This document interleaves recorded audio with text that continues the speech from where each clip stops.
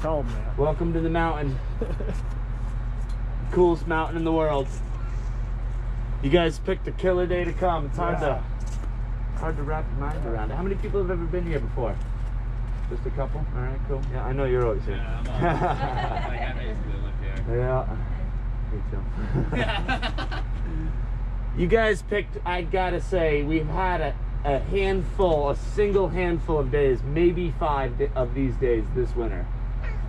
And you guys picked one of them. You guys got really lucky. I'm just gonna say that now. We got Josh up there getting a good toasty campfire going. So if y'all do get chilly, hang by that. We got the coffee, nice and toasty warm. We got the hot cocoa. We got the cake, glazed cake donuts up there. They're pretty sweet. Y'all can help yourselves to all that while we're up there hanging out. We're not going all the way to the top this time of year. It's extreme to be going up there this time of year. You got to wait till the springtime. We'll bring you all the way up to the top in the springtime, but we got a cool little setup for you. We're going just about halfway. So you'll see that second hill up there. We'll be going up there. It'll flatten out. Perfect spot to get right off the train, hang out. So anywhere higher than that, it's really just super steep, wicked narrow. You know, you go for a slip, you might be tumbling quite a ways. You don't got to worry about that where we are. So you can see actually above there, that's where the trees stop growing.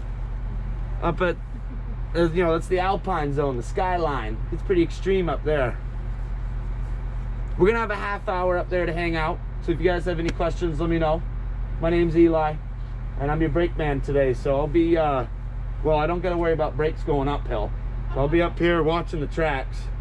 Then on the way downhill, it'll be a little different. But we're gonna talk a little bit today about trains. That's obviously a big topic of this place here. And I think that's a big reason why you all came here. We all love trains. They're just so cool.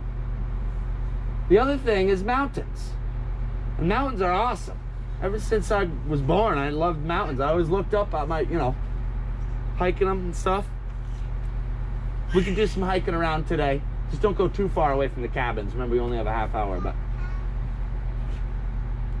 So I'm gonna totally talk to you guys a bit about trains.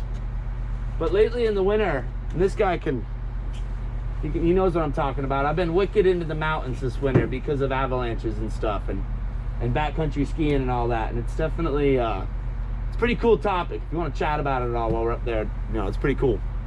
Wicked sick views today. I mean, we're looking all the way into Vermont, right across the Connecticut River into the Green Mountains. You're gonna step off the train and look down and it'll hit you. We're gonna get the view across the Ammonoosuc Ravine. You can see the lakes of the Clouds Hot. That's a killer shot. All the way to the summit, seeing the towers.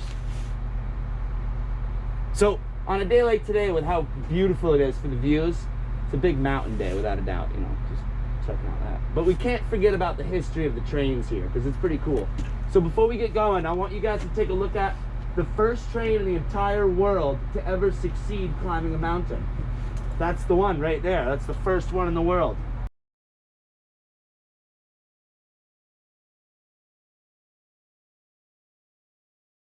It doesn't run anymore, but we paint it up every now and then to make it look pretty. It's called Pepper Sass. I know it's a funky name, but it's a funky looking train too. It was built back in 1866. That's, you know, that was even before the invention of the automobile. The train was the first vehicle to be able to hop on other than your horse and carriage. Now, the invention of the train was a big deal. Oh, there goes Joe going to have some fun, ripping up the snow. Oh my God.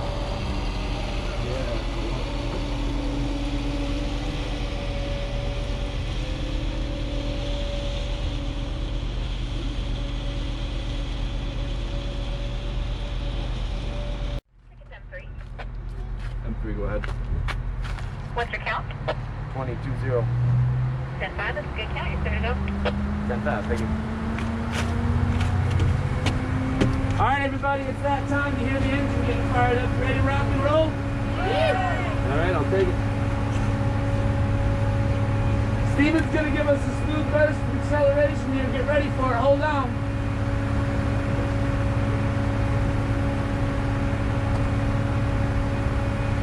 Oh yeah, that's what I'm talking about. We're cruising now. Here we go. Get y'all built up there. Y'all hear me good over the speaker? All right, cool. So we're just rolling on a nice flat grate right here. Has anybody here ever rode up a mountain on a train? Just a couple. All right, cool. So this is all going to be something new for you. You're going to like it. If there's anything on the floor by your feet, it'll slide right down the aisle to the back of the coach because of these steep hills we're on. So you're going to want to hold on to it. So I want to get into it quick here so I can let you guys hang out for the rest of the trip. Look right in the middle of the train tracks. Oh. You'll see what looks like a chain laid out in a flat line, right in the middle of the two rails. You wouldn't see that in any other railway or railroad around unless it's a cog railway. And any other railway or railroad around, if it just has your rails, you're not going uphill because you can't. You just can't do it. But we got the cog gear, so we're gonna do it.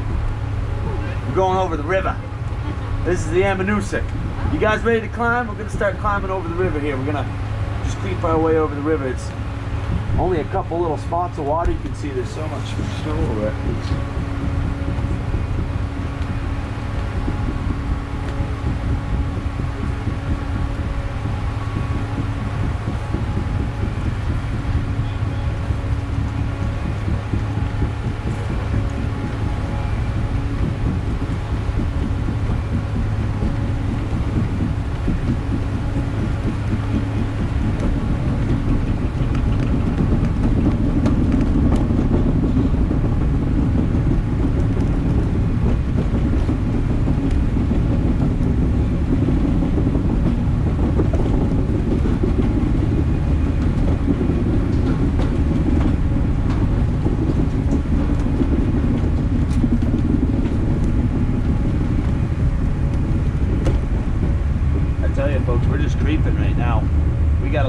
Juice than this. Once we're past the river, we're up on the mountain. Our engineer Steven, he's gonna give her that juice he's gonna put the pedal to the metal. I want y'all to get ready for the train to speed up a little bit here.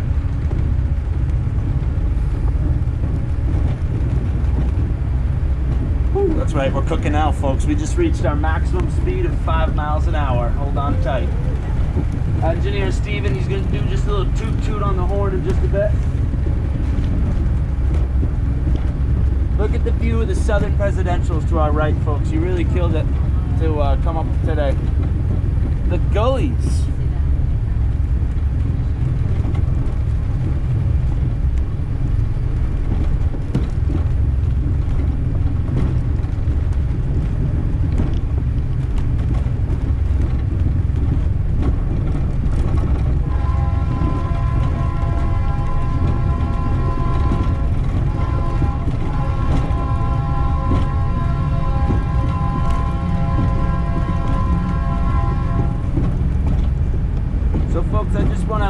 Jump back on just for a quick second here. Does that not work? What the heck?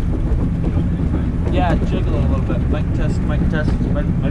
So, you guys, you ever tried to go up an icy hill with bald tires in your car? Living in New Hampshire my whole life, I've done that a couple of times. Your tires will start to slide and you can't go uphill. That's what happens to trains. But remember, the train was the first vehicle invented other than the horse and carriage. So at the time, they didn't care. As long as they could get up to going over 100 miles an hour, you know, all the way across country, multiple miles, they were happy. But it could not go uphill. When the train was first invented, this was in the early 1800s out in England in the United Kingdom. This was when it first started. So then it became time for the train to be able to climb uphill. The guy who thought of this was named Sylvester Marsh, and he innovated the train by adding a gear right to the center of the axle. That gear's got teeth all around it, you know, and they dive right into that chain. Those teeth are that long, and they're diving right into that chain as it rolls over. You don't have to worry about slipping or sliding. You know, you have the ability to now climb uphill. Does all make sense? That was invented by Sylvester Marsh. So he got it patented through the New Hampshire legislature in 1866.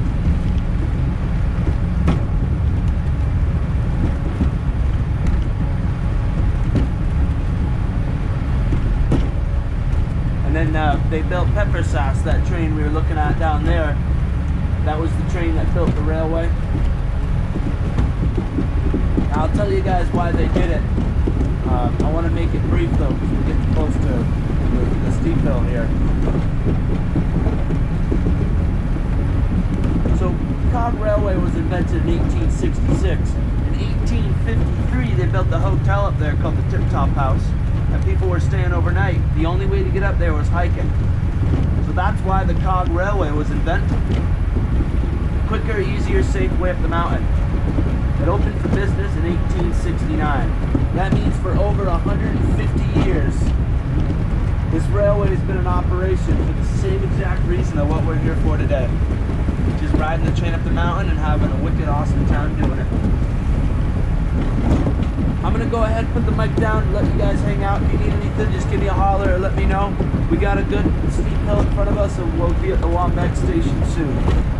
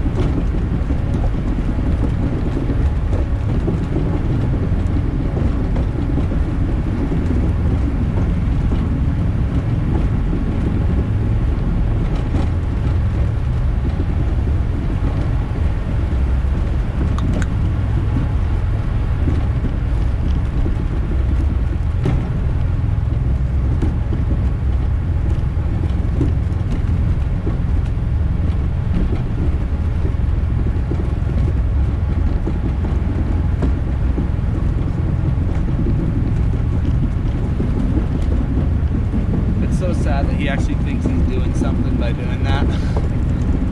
Oh my gosh, man. Have you been getting any turns in on the way up? Just this morning. Yeah? Nice. Yeah, I came down, I launched that little rock. Yeah. I was like, it looks like it's a bit softened up. It's nice. Yeah, no, Like, after that little bit of icy crust we had, we're like... on the side, I didn't even really get down to the crust, really. It wasn't too shabby. Nice. There were sections, though, that you just, you think you're having a good powder turn, you just... Oh, yeah, for sure. Well, it's like underneath, it's just a sheer sheet. Dust on crust. Yeah. Hopefully the water temperatures at the end of the week will kind of Yeah. mix up a little definitely will. We're gonna have some corn. Friggin', I did the course with Al. Yeah. Yeah, I was over at Tuck's yesterday. Nice. It was sick. Oh, awesome. It was beautiful. I mean, the skiing wasn't all that good, but just to be up there and see it. I mean, I don't get to that side of the mountain enough. So folks, we're getting close to the top of this steep hill right here. We're gonna see beyond and off even closer up to where the skyline is. The weather up there, I want another raise of hands. Raise them high and proud if you know about Mount Washington's weather. Oh, are you serious? Really not that many people. All right, you ready? Let me get out of the way so you can see it.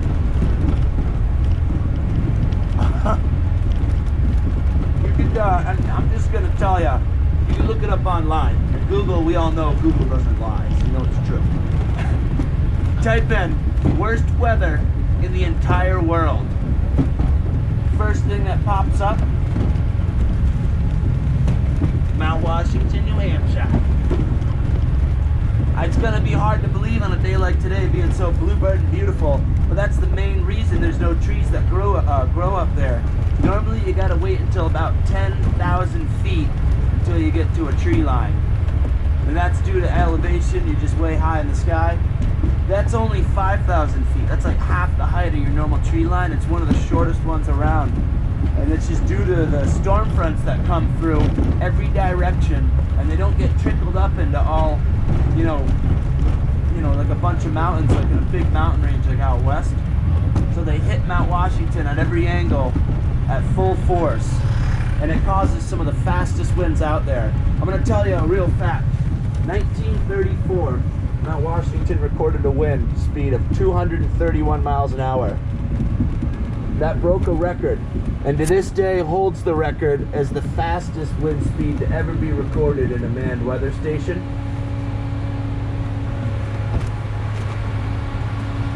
We're still gusting over 200 miles an hour at night up here. It's just wicked windy. Another big reason why we don't go up there in the wintertime. You know, with that wind speed, it'll drop that temperature right down, 100 below.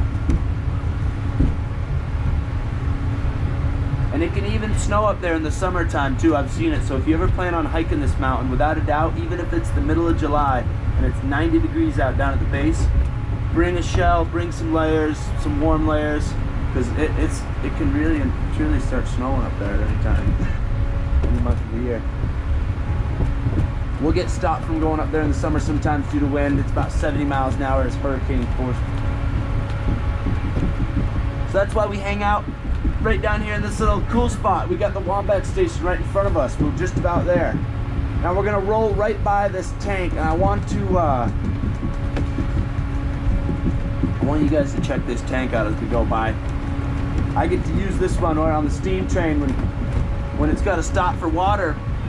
One of my jobs is to hop off the steamer and grab the hose off that. I'll jump onto that tank and then stick the hose into the train, rip the flapper. We can fill up about 300 gallons within just a couple minutes. They bought that tank in 1867, used from the Boston Brewery. It's got to be pushing close to 200 years old, and we still use it to this day. We'll fire the steamers back up in the springtime once it gets a little warmer. Probably right around end of May. If you want to hike down to the tank to check it out, that's totally cool. If you want to hike uphill from the cabins, that's totally cool. Just don't go too far. Remember, we only have a half hour up here.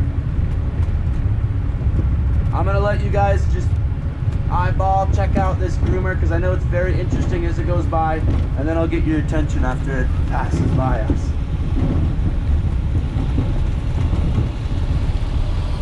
Okay. Oh yeah, beautiful job, Joey. Beautiful job.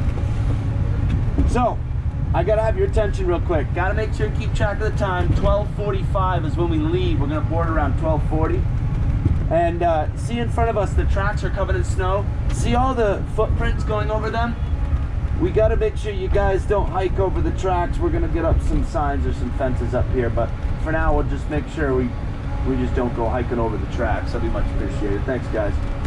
And like I said, if you got any questions, let us know. This is the fire guy, Josh. He lives up here. He's been up here for 10 years. He knows everything.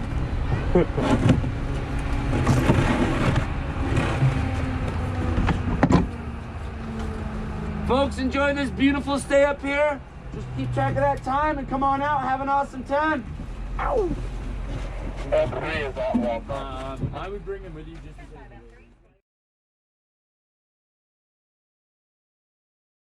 I'll be here. Oh.